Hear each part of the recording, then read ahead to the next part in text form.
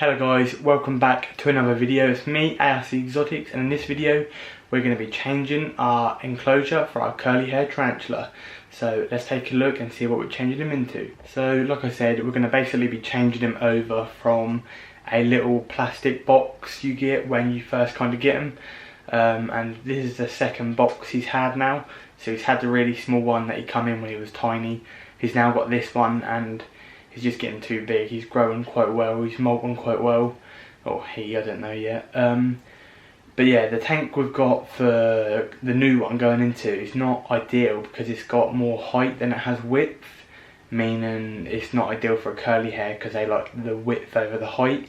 They're more of a burrowing species that prefer the ground. But it is bigger in width than what his current one is. So technically it is still a much bigger enclosure, if that makes sense. And he has got the height there if he does want to utilise it, because sometimes they do, you never know. But yeah, it's still wider than what he's in at the minute, so it's still an upgrade either way. And it has got a light and it is bigger, so yeah, it's a win-win for him. So we'll show you what he is in, show you what he's going into, and then we'll unbox this little package we've got here from our good friend over at Ely Exotics. They sent us this to basically complete the tarantula switch around, so massive thank you to them. We're going to show you what we've got in there and get on with it. Let's go. So at the minute my curly head is in this. Now you can't see it too well because of the glare, but you can just about see him there. But yeah, again, not very ideal, quite small, and he normally sits on the bottom rack of my racking system, so he normally sits here, and this is the tank we've got for him. Now like I said, it's not ideal in terms of its height instead of width. We could have got the Exoterra Nano wide instead of the tall, because obviously it will go out longer, and it's not as tall. But I got this tank here with the background and the Exoterra light for just £10 on Facebook Marketplace, which, if you ask me, that's not a bad deal. And although, like I say, it's not ideal in terms of height, it is still much wider on the floor. If I put him in there, you'll just get an understanding of how much more width he'll have, and a lot more depth in terms of burrowing, and the background and the light. So yeah, it's definitely an upgrade for him. So let's open this package from Ely and see what we've got to get it done with. Also, before we do open the box, you might be thinking, oh, why not just get him a bigger one outright? One, because I don't want to lose him, and two, I just want to keep an eye on him and monitor him closely, and you can do that better with a smaller enclosure. And obviously, you know, that's ideal, and I don't mind upgrading. I've actually already got the big one for him when he's ready to go into it, which I'll show you now, which is this one. And again, look how much you can burrow in terms of depth there. So that would be more than big enough when he's an adult. So yeah, but imagine putting him in it now. He's not quite ready for something that big, but it can be used in the future, so that's not a problem. If it will focus, there we go. So other than that, like I say, let's open up the box and see what we've got. So we've just opened up the package, and as you can see, it's only a little tank. So we've got some jungle vines, just the small ones. There's lots of different variations, but I like the ones with the yellow in. I was going to get two, but I didn't want it to be overkill.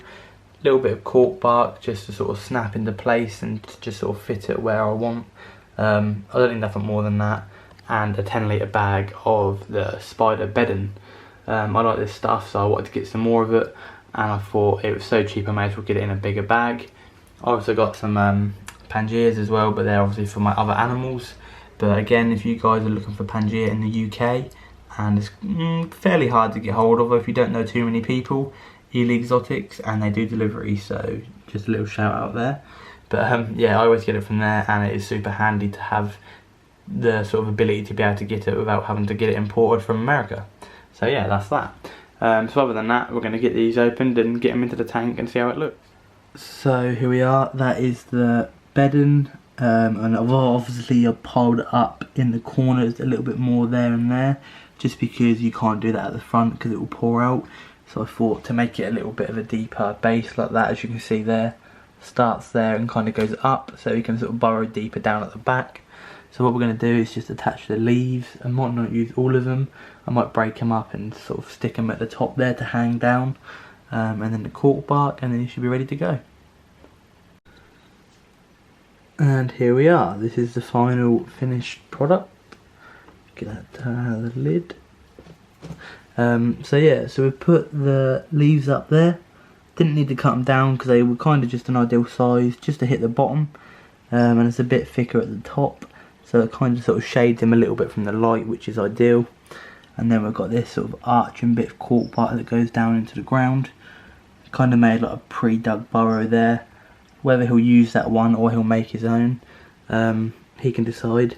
Bit worried about him getting down the back where the wire runners are, but he shouldn't do, because I mean there's a little hole there that you can see. But whether he'll climb that high, I doubt it, but you never know. So yeah, other than that, that is the final finished tank for now, until he's in this big one when he's an adult.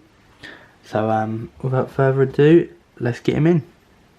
So guys, it took a little bit longer than we thought, but obviously you've got to be careful, you've got to be delicate with these kind of animals. So yeah, let's show you him in the enclosure. Now I kind of had to move like the whole contents of the old tub in here, hence why it's got a little bit of mould there. And the whole time she did not get off that little bit of cork bark, so that's the easiest way for me to pick that up and put her in there, or him, I don't know. Yeah, it was the easiest way to pick up the cork bark and place it in there, and then just dispose of the other stuff in here. But yeah, considering it was in this, it's quite the upgrade. And obviously it looks a little bit nicer as well, especially now it's on the rack. But yeah, a little bit scared, so not moving too much. But the burrow is just behind it down there, so hopefully it will find it and take to it. And then I can sort of clear up the front bit a bit by getting rid of the cork bark and the mould, and we should be good. So there you are guys, that basically covers the video. So just rehousing my tarantula, and that is basically it. It's only a short one. I just wanted to show you it because we've got some new bits and bobs and new tank, and if not, people ask questions, oh what's in that tank, or where's the tarantula gone?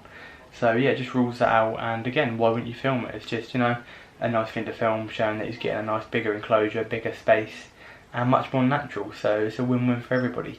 You guys, because you get to see it, me because I'm happy that my animals are in, you know, a nice enclosure, and for that little guy because he's living life. So yeah, that basically covers today's video. Thank you guys for watching. Any other recommendations or suggestions, you know how it is, leave them in the comments below, we'll get back to you. And other than that, thanks for watching, and see you next week for another video.